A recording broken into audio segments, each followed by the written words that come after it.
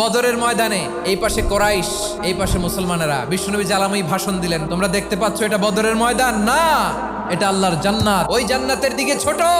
বিশ্বনবীর কথা শোনা মাত্র সাইয়েদনা উমাইর ইবনুল হুমাম বললেন বাখ বাখ, মানে চমৎকার। বিশ্বনবী বললেন মা ইয়াহমিলুকা আলা কওলিকা বাখ বাখ ইয়া উমাইর, আমার এই কথা শুনে তুমি কেন বললা বাখ বাখ?